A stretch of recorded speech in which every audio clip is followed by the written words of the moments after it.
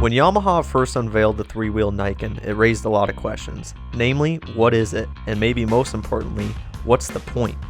In simple terms, the Niken is essentially a Yamaha MT-09 with a two-wheeled front end that is claimed to vastly improve front-end grip, especially in less than ideal conditions. It leans and countersteers like a motorcycle, and there's nothing to prevent the Niken from falling over like any other motorcycle. It's even powered by the same basic 847cc 3-cylinder engine that powers the two-wheel MT model. So yes, wheelies are definitely possible. After successful initial sales of the Niken, Yamaha has introduced the Niken GT model, which adds long-range enhancing bits like an accessory comfort seat with more padding for the rider and passenger, taller windscreen, heated grips, quick-release lockable saddlebags, passenger grab rails with rear top mount case capability, a center stand, and an additional 12-volt outlet. Call it a sport tour? Yamaha most definitely is. So what does the addition of a third wheel add to sport touring capabilities, and would we choose it over a traditional sport tour? Is it the answer to a question that no one is asking? In quest to find out for ourselves, we fled the heavy traffic of Los Angeles for more wide-open backcountry roads, and we put it toe-to-toe against its sport touring sibling, the Tracer 900 GT. Last year, Yamaha updated its FJ09 Sport Tour and renamed it the Tracer, which is what the rest of the world has been calling it since its debut in 2015. Dig out $12,999, an additional $2,300 over the base model, and you get the GT version, which comes with hard bags, heated grips, and cruise control. On paper, the Tracer 900 GT seems like the ideal package, taking the functionality of sport tours from yesteryear, but editing the form to appeal to modern preferences. For riders who have been swayed by the upright ergos and style of ADVs, but who don't want any of the off-road pretense, the Tracer GT is a heck of an option. Much has been written about Yamaha's 3-cylinder engine, and it lives up to its reputation. It's tractable, revs quickly, and sounds like its airbox is filled with a swarm of hornets waiting to sting your nether regions.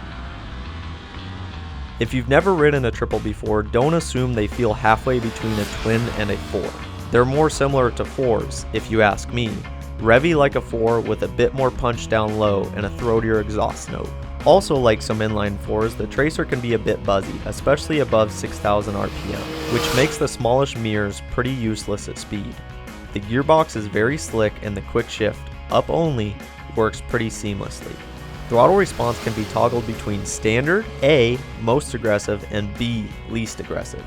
A mode makes things less refined, considering the Tracer's sport touring intention, and especially so considering Yamaha's 3-cylinder motor is notoriously on the jittery side when it comes to throttle response. The Tracer feels harshly sprung for a sport tourer, but when ridden aggressively, it feels more sorted further into the stroke of the travel. Dialing in some compliance would make the Tracer better suited for touring. The wind protection is pretty minimal, so there's a lot of buffeting at freeway speeds. Other negatives? The TFT dash is a bit small. The switchgear is befuddling and seems poorly thought out. The panniers are too small for more than a backpack and a weekend's worth of luggage. Complaints like these seem like insignificant gripes, but they happen to be in areas that are important for a sport touring bike to nail. Overall, the Tracer GT just feels like a Yamaha. Everything is almost clinically precise, from the throttle, the shifting, and the handling.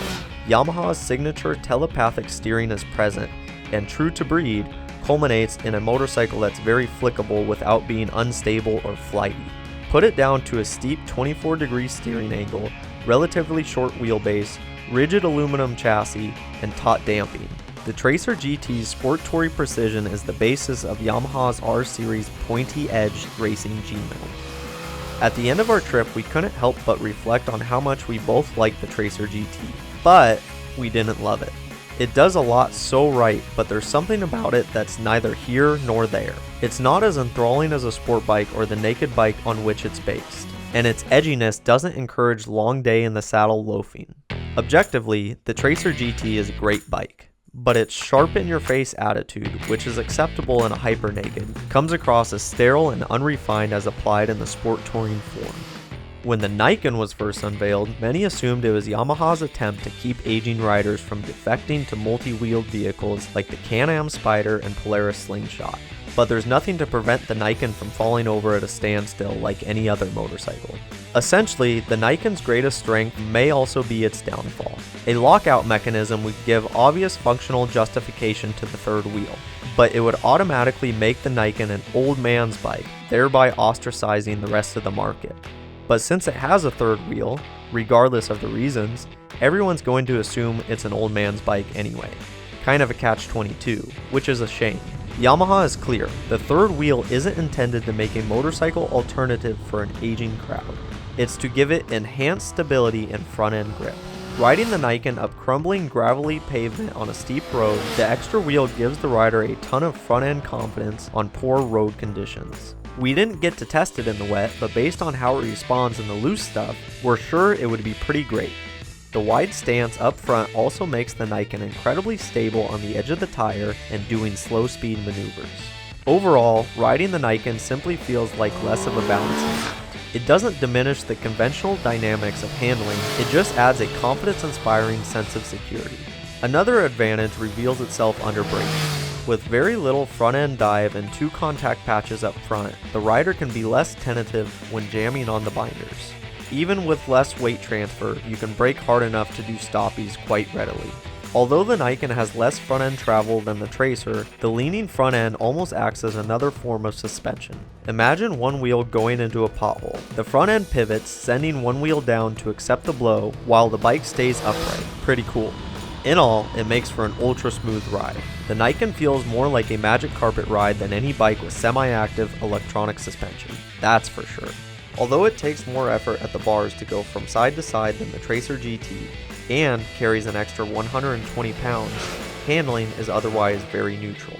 To achieve a 50-50 weight balance, Yamaha shifted the rider back on the machine. The result is ergos that are even more relaxed than on the Tracer, with a broad saddle and foot pegs that are farther forward. Yamaha also made subtle changes to the cross-plane 3-cylinder motor, with a heavier crank for added drivability and torque. The rear sprocket also has 2 more teeth. The changes work well. While the Niken doesn't spin up as quickly, it makes up for it with a smoother throttle response and torque delivery lower down in the rev range. Unfortunately, this change, in addition to the added weight, negatively affects the fuel consumption. At $17,299, the Niken GT is $1,300 more than the non-GT version, but comes equipped with a taller windscreen, a center stand, heated grips, and semi-rigid panniers. The problem is the leaning multi-wheel tech is pricey, so even though the Niken GT is $4,300 more than the Tracer GT, it isn't nearly as well equipped. First, the dash is LCD instead of TFT, the windscreen isn't adjustable, and the bags are a joke. Why Yamaha couldn't equip the Niken GT with the hard bags from the Tracer or FJR is beyond me. Zippered bags that come with a waterproof baggie just don't make sense on a $17,000 sport tour. After riding the Niken, the point is clear. Incredible front-end grip, unrivaled stability. It comes at a cost, however. The Niken GT is far heavier, more complex, more expensive, and less well-equipped than the Tracer GT. It's also, let's say, interesting looking. The question is the grip level $4,000 better than on the Tracer? Experientially, it feels different, but not that much different for most riders to justify making the leap to 3 wheels. Even though the Tracer GT could use subtle refinement, we'd still prefer to save the $4,300 and ride a conventional motorcycle. Yamaha nails its stated objectives with the Niken, and doesn't quite with the Tracer, but the Tracer still comes out on top. If you're intrigued by the Niken GT's concept, however, that's as good as having made up your mind. You want it. As we told the gathering crowds everywhere we stopped, it's not a game changer, but it definitely works. If the Niken is the answer to a question that no one asked, its real-world performance begs the question, why the heck didn't we?